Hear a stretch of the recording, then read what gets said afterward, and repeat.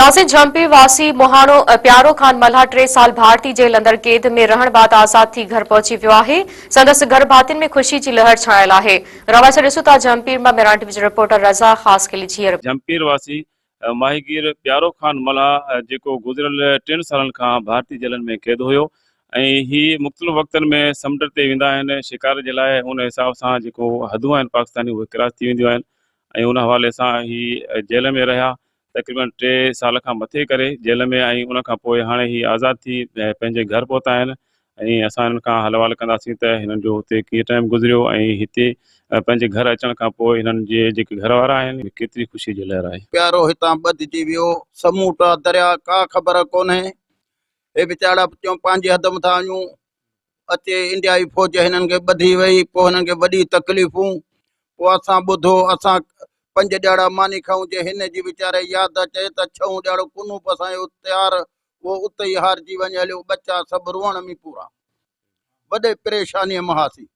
पोइ हेॾा हिननि खे त अला परदेस में कहिड़ी तकलीफ़ूं असां हिते असां जुदा तकलीफ़ूं असां रुअंदे रहे वक़्तु गुज़ारियो।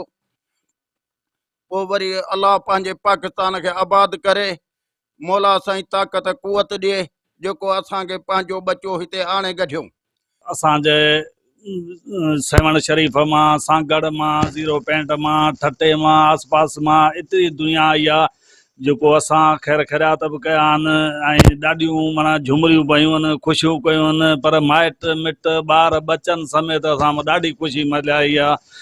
3 साल 2 महीना मूंखे इंडिया जे जेल में लॻो और माहीगीर मच्छी मारण जे हिसाब सां वियो त उते मूंखे नेवी वारनि झले गिरफ़्तार करे मूंखे खणी विया हुआ। उते जी थोरी तकलीफ़ मूंखे ॾिनऊं जेको 3 साल 2 महीना काटे मां पंहिंजे बचड़नि वटि मोटी आहियां। गवर्नमेंट जो शुक्रगुज़ार आहियां जो जिन मूंखे पंहिंजे बचनि सां मिलायो आहे।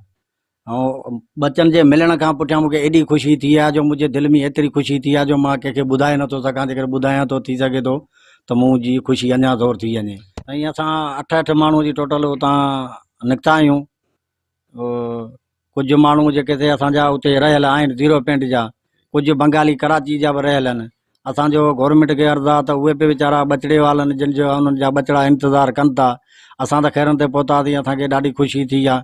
गवर्नमेंट खे मुंहिंजो अर्ज़ु आहे त कुझु माण्हू अञा बि उते आहिनि महिरबानी करे उहे पंहिंजे बचनि सां मिलाइनि त हुनजा शुक्रगुज़ार थींदासीं। असांखे ख़बर पई त प्यारे लिए आयो सॼो महीनो असांखे ख़बर पई त 2 ॾींहं खनि असांजे हमराहनि खे छॾंदा त असां हिते नचियासीं बि ख़ुशियूं बि कयूंसीं। सॼो महीनो असां ख़ुशियूं मल्हायूं। असांखे एॾी ख़ुशी आहे जो असां ॿुधाए नथा सघूं असांखे केतिरी ख़ुशी आहे।